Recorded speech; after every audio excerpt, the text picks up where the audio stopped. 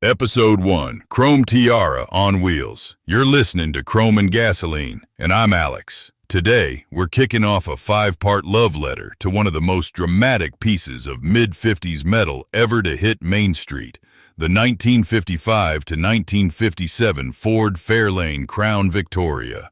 If you've never seen one in person, picture this. Somebody took a regular 50s sedan, cranked the style knob until it snapped off, and then laid a gleaming chrome tiara right across the roof. That band of chrome that wraps over the top of the car is why it's called a Crown Victoria. It's basically wearing jewelry the way your grandma wore church hats, boldly, proudly, and absolutely not subtly. The mid-1950s were a peak of optimism. America was buying refrigerators, televisions, and crucially, pastel-colored cars the size of studio apartments. Highways were opening, suburbs were exploding, and Detroit responded with rolling sculptures. The Crown Vic wasn't just transportation, it was a statement piece. You didn't quietly arrive in one of these. You made an entrance even if you were pulling into a grocery store. Ford's designers clearly looked at the basic Fairlane and said, nice. But what if we made it impossible to ignore? So you get that sweeping side trim, the two-tone paint that breaks right along the body line, and then that signature chrome strip arching from one side of the car, over the roof, to the other. It visually splits the roof, making the car look even lower and longer. Totally practical? Not at all. Absolutely gorgeous? Yes.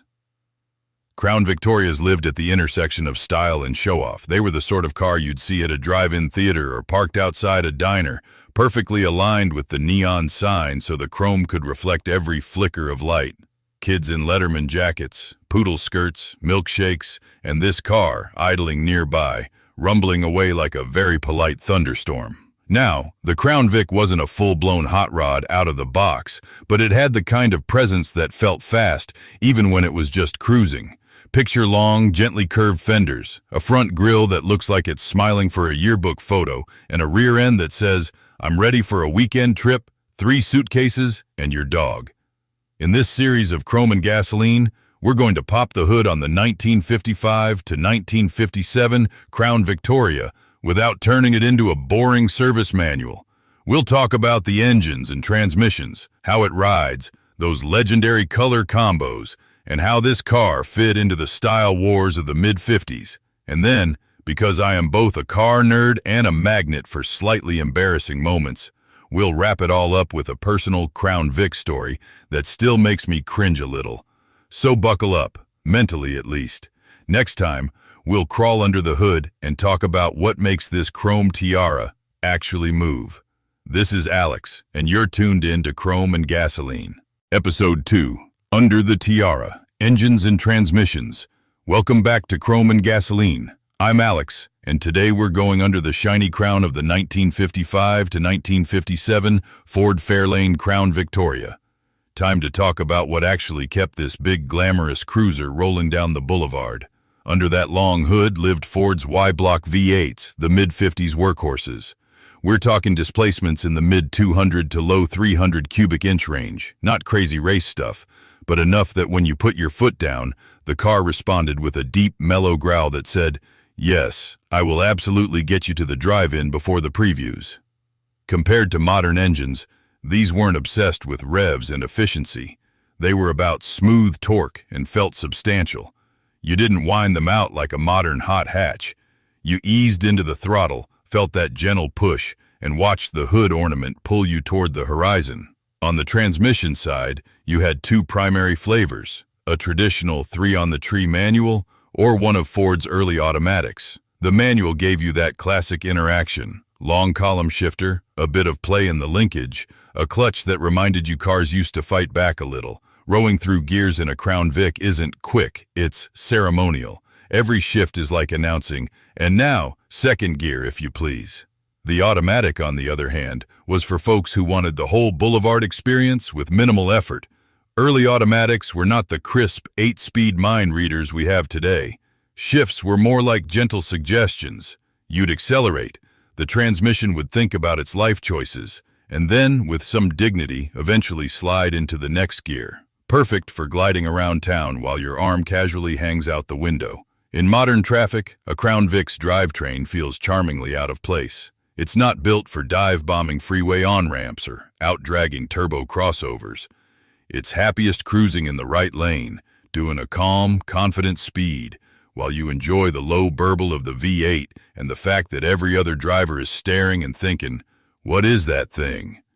What it does best is feel solid and relaxed. There's a certain weight to the way it moves, a kind of mechanical honesty. You feel the engine, the shifts, the slight pause before it kicks down a gear. Nothing's hidden, nothing's disguised. It's like hanging out with an old friend who tells you exactly what they're thinking, just slightly slower than your most impatient friend would like. Next episode, we're going to talk about what made these things visual fireworks, the two-tone paint, the chrome, the interior, and what it actually feels like to ride in this rolling living room. I'm Alex, this is Chrome and Gasoline, and our Crown Victoria hasn't even started showing off yet. Episode 3, Two-Tone Dreams and Rolling Living Rooms. This is Chrome and Gasoline. I'm Alex, and we're about to wade knee-deep into paint chips, chrome, and couch-like interiors. Because if the engine made the Crown Vic move, the styling made people fall in love.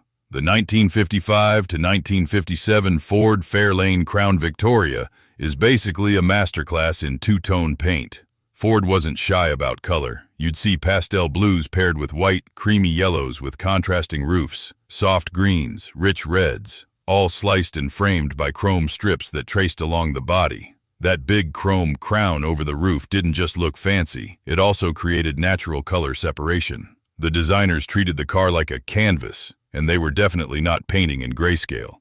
The chrome itself is everywhere, but in a very mid-50s way, around the windows, across the sides, in the grille, on the bumpers. It's like they were allergic to blank metal. The Crown Vic was meant to catch every ray of sunlight and every flicker of neon. Park 1 under a diner sign at night, and you basically get a mobile light show. Inside, the Crown Vic continues the theme of why be subtle. Think broad bench seats, bright vinyl or cloth patterns, and shiny dash trim. The steering wheel is big enough to double as a life preserver on a boat.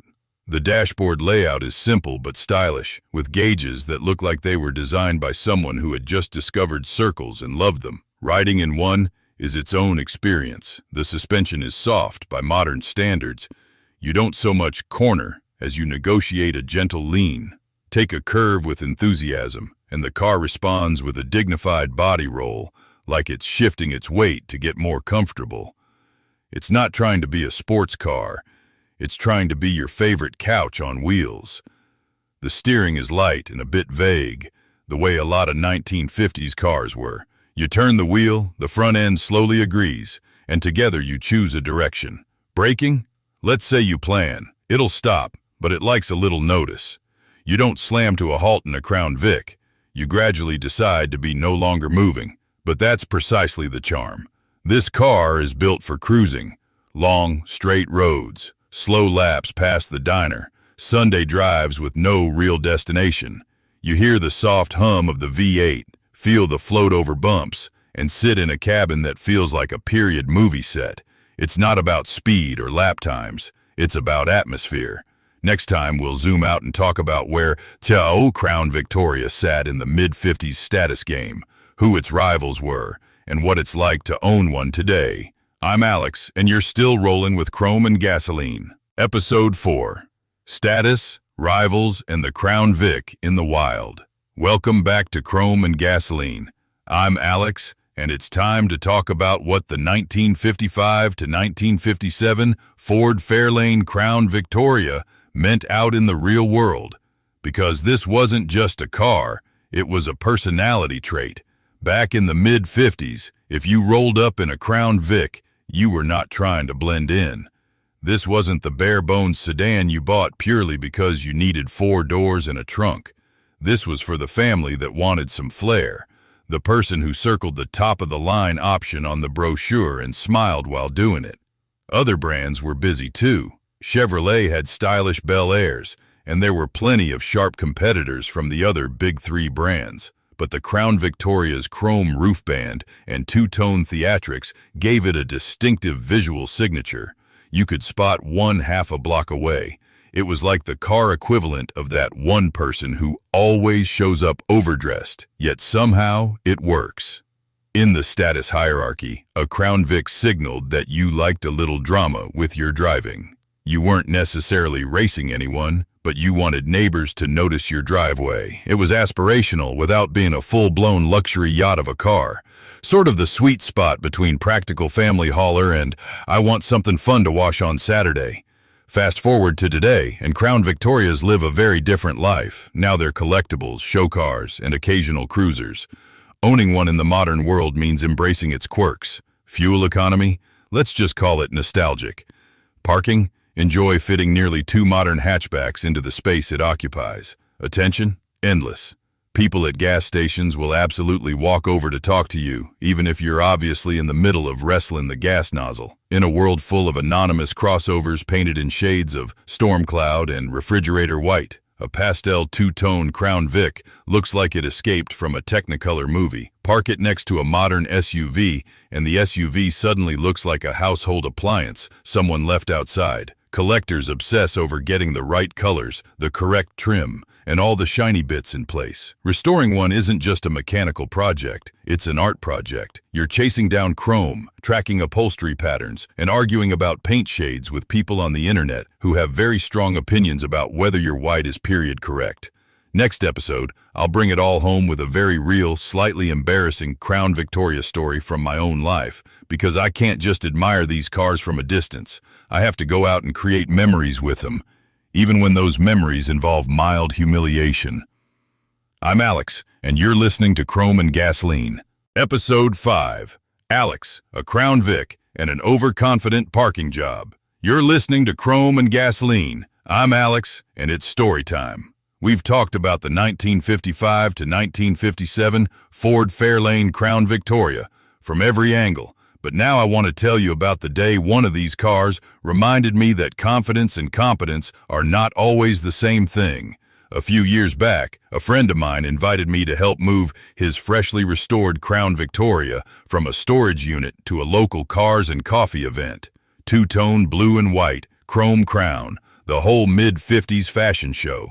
Naturally, I volunteered as tribute to drive it.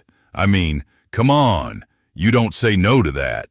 We get to the storage unit, roll up the door, and there it is, all polished, gleaming under those terrible fluorescent lights, looking like it's about to audition for a period movie. I slide onto the big bench seat, grab that giant steering wheel, and immediately feel cooler than I actually am. The drive itself is perfect. The Y-Block Vive 8 is humming, the automatic lazily shifts, and the world outside the windshield looks a little more cinematic. People actually slow down to stare. At one red light, a guy in a modern sedan leans out his window to give a thumbs up. I'm thinking, yes, this is it. I was born in the wrong decade. I am one with the Crown Vic. Then we arrive at Cars and Coffee. It's packed, tiny parking spaces, lots of spectators, and several dozen people who definitely know more than enough about cars to mock me forever. My friend, bless his heart, says, just back it into that spot over there. You'll be fine. Now, backing a Crown Victoria into a tight space is like trying to parallel park a small yacht while everyone on the dock is recording you. The rear visibility is, let's call it romantic, not precise. The steering is slow, the car is long, and the chrome is very, very shiny. I start backing up, craning my neck, doing that thing where you turn the wheel and wait a beat for the front end to catch up. People are watching, phones are out, I'm doing my best. I totally know what I'm doing face, but internally I'm calculating the cost of repainting a fender. I think I've nailed it. The car feels straight, I feel like I've got room, so I ease back a little more. Suddenly I hear my friend yell, "Whoa, whoa, whoa!" I stomp the brake. The Crown Vic lurches, the giant hood dips, my heart does a quick drag race in my chest. I get out, trying to look casual, like this was all part of the plan. Behind the car, a small, innocent, completely terrified trash can that I was about 2 inches away from annihilating with 1950s steel. The crowd is chuckling, in that we've all been there way, but I can see a few people clearly thinking, Nice save, hero.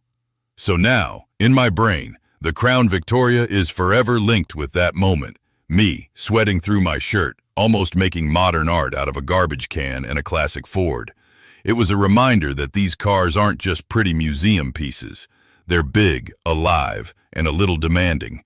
They expect you to respect their size and their quirks, and that's why I love them. The 1955 to 1957 Ford Fairlane Crown Victoria isn't just chrome and pastel paint. It's a rolling time capsule that asks you to slow down, to be present, and to accept that you might occasionally look ridiculous while trying to handle it. But when you get it right, when you're cruising and the sun hits that chrome just right, there's nothing quite like it.